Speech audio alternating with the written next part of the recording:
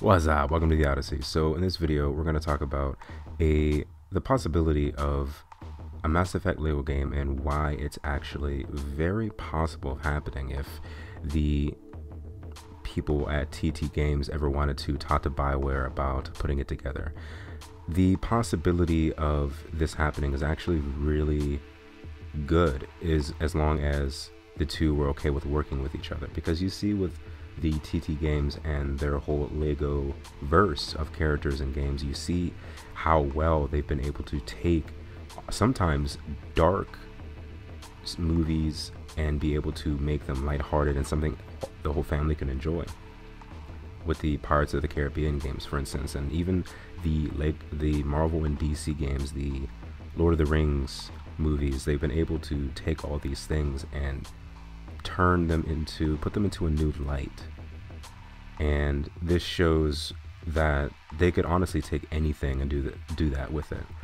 Over my playthrough of Lego Jurassic World on Twitch, I brought this to a lot of people, and they thought of the same type of deal where, what if this was a Lego game? What if that was a Lego game? We come up with a lot of cool ideas, and I'm sure TT Games goes through the same process when they're thinking of what the next Lego game should be. And of course, it's also based on the popularity of the series they want to bring into the light. Like with the Jurassic World, it was a popular thing because Jurassic World was coming out that same day they wanted to release Lego Jurassic World. So Jurassic Park was still really prominent. Pirates of the Caribbean was really popular because the new game had come out, and same with Star Wars, etc., etc.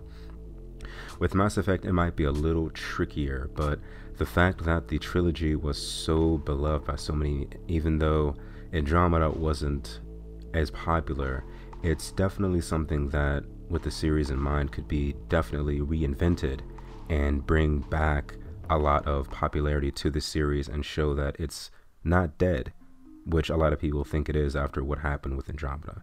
So here is a little video to talk about how it actually could go down and how easy it actually would be. Now, mind you, I don't know the whole process of companies working together. I know there's licensing issues and all that, but I'm sure as popular and grand as TT Games is, I'm sure it wouldn't really be a problem with contacting BioWare and wanting to do this because it's more money for them.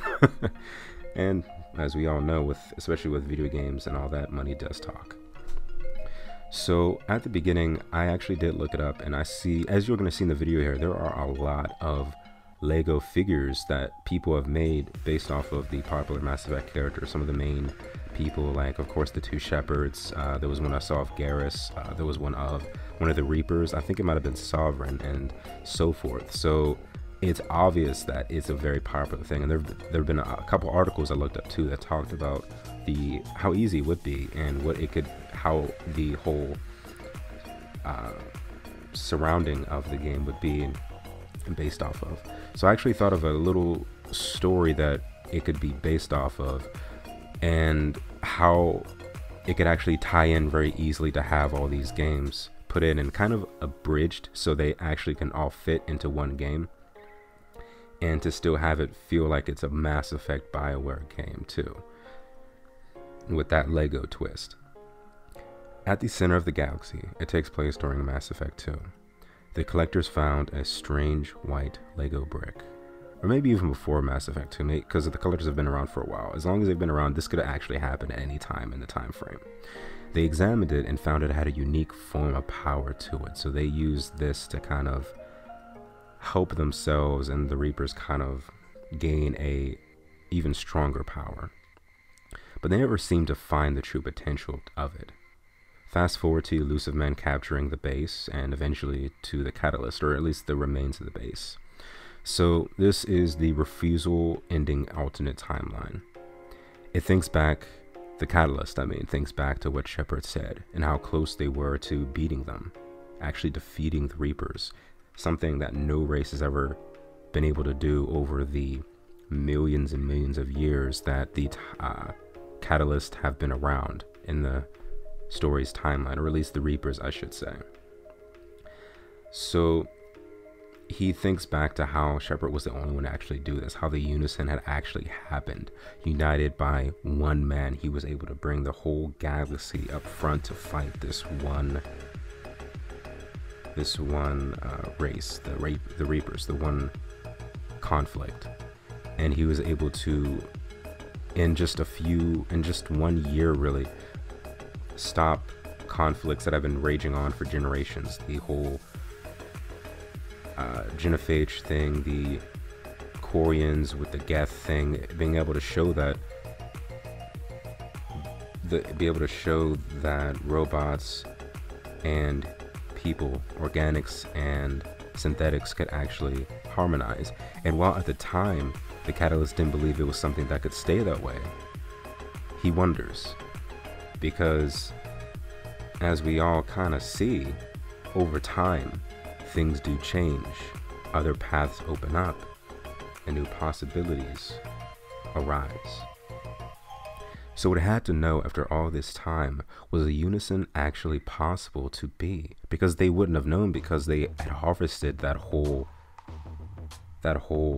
generation. So at this grand scale, was a harvest at this grand scale really needed? Because they never got to find out. Maybe it would have stayed that same, because if he was able to do that in just 1 year, maybe even less than a year, who's to say if it could have actually been done? Because he did so much in that one generation that no one else has been able to do before. Then the white brick, he's actually at one point able to unlock or maybe it unlocks itself because of what the Catalyst is figuring out, and that's what the brick was supposed to, because it's a phenomenon. It can just do whatever, because it has its own type of, what's it called, sentience to it itself. And mind you, this is just something I just thought of in about 10 minutes, so yeah, it hasn't really been developed too well yet. So granting the Catalyst views of alternate timelines, because of how the Catalyst was thinking, it offers 3 others to be exact, because maybe this is the whole matter of the whole dark matter ending that the original ending was supposed to have for Mass Effect 3. Maybe this is a type of matter that coincides with that, and it actually has its own sentience to it itself, like I said before, because it's a type of matter. It just exists to some type of degree. So it does find 3 others to be exact. I didn't think of the third one, but I do have 2 thought up. One involving a female Shepard who is farther along her journey, maybe towards the end, and ends up getting sucked through a portal that opened due to the event of the brick unlocking the view to these timelines. So you have these weird things where it kind of has this cause and effect. It opens up the portals because of it opening up the view to these other timelines. There are other ones that kind of open up too, just because it's not really a natural occurrence. So caused by this huge event, these 2 Shepards are connected together, and now they work together to stop the Reaper threat. So you have the female Shepard and the male Shepard together in one timeline, kind of figuring out what's going on and dealing not only with the Reapers now, but also these random portals that open up, which could also unlock some really nice potential for other gameplay mechanics and storyline mechanics as well. So here's a quote from an article I got from twininfinite.net, and I'll have a link to it in the description below, along with the original videos I have for this and the pictures used as well. So the quotation from this article was, Lego Mass Effect could build upon the basis of the first 2 Lego Star Wars games, both of which covered 3 movies each, which in this case would be the 3 games. The menu hub where the players interact with all the characters they've unlocked and begin levels could be based on the Citadel, since there was the unifying hub in the 3 Mass Effect titles. Now, the Mass Effect games were all pretty lengthy and filled with content, especially if we take the DLC into account.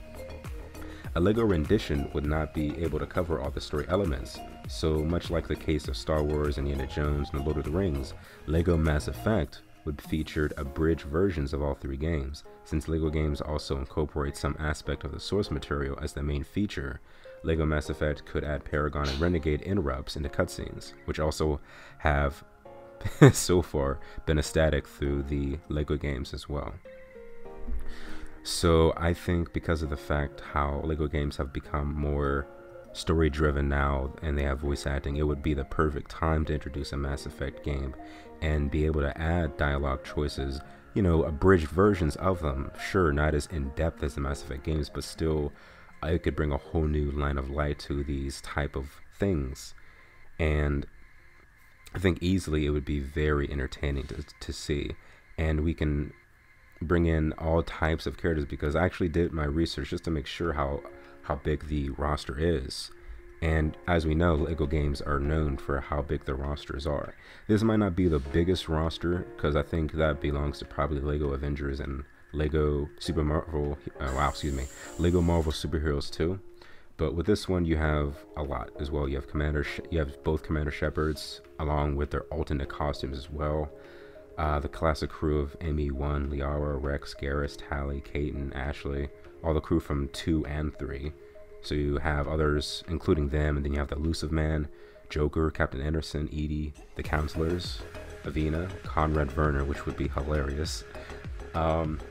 Saren, even playing as like a mini Sovereign and Harbinger would be amazing. Nihilus, Arya, the Shadow Broker, that would be so fun playing as the Shadow Broker.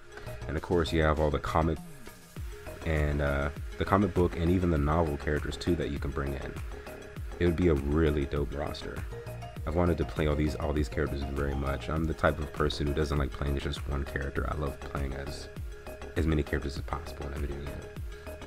And you figure things like with the biotics, they could work a lot like the Force was used in the Jedi games, and of course all the other abilities that characters could have could easily be implemented into these types of puzzles and other things to find the mini kits.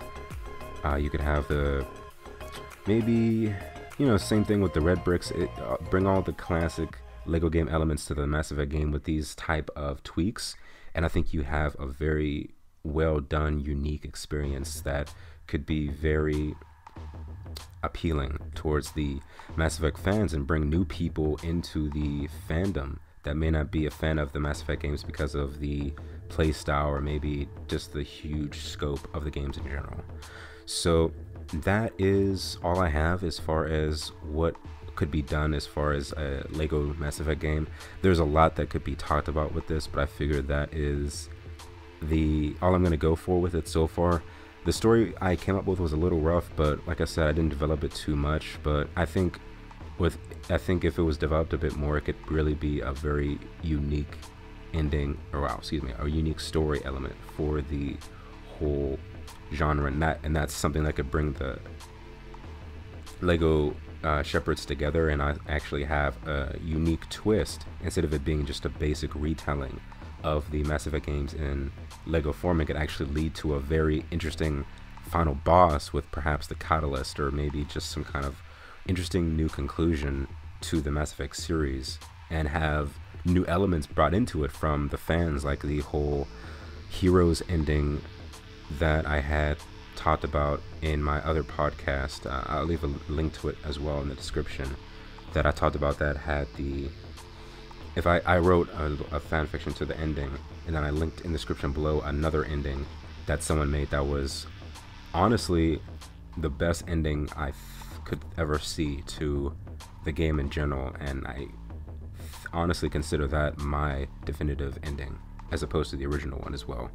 So if you guys did like this video, like, comment, subscribe, all that good stuff. If you have any questions or want to talk about this more, what did you think about this in general, definitely leave a comment about any of that in the description below too, in the comments section, excuse me. And if you have any thoughts or any ideas of what you'd like to see in the future for any other videos from me, let me know. And until the wind hits our sails yet again, I'm out of here. I'll see you in the next Odyssey. Later days. P.S. What I forgot to talk about earlier too, as far as the mature content that is in the Mass Effect games. An easy way to get around that is actually quite comical as far as what the TT games have been able to do as far as tackling those types of subjects before too. It's actually very easy for them to do, and I think they could do it in very comedic fashion to make it worth the experience, because I know some people are like, oh, it's kiddie if it's not mature. So they're lost, by the way. But anyway, so the thing they could do for the whole Reaper aspect, as far as the Reapers go, as far as the harvesting things go, one easy way to tackle that is, you know, shoot them with a ray, they turn into robots. Or something silly gag like that. And then with the whole romance scenes, you know, there's like this huge kiss, and then there's a big heart that pops up on the screen, and then that's it. You know, maybe they fall underneath, maybe they like tackle each other underneath off screen, and then the huge heart comes up, and that's it. You know, funny things like that, but still kind of worthwhile. You still get all the nice dialogue and other things like that, but there are easy ways to make it still entertaining for those who have thought that maybe these certain elements still are needed to make it a Mass Effect game as far as the Reaper whole harvesting things go. But there are many ways to make it unique and still kid friendly, like stuff like that. So there you go.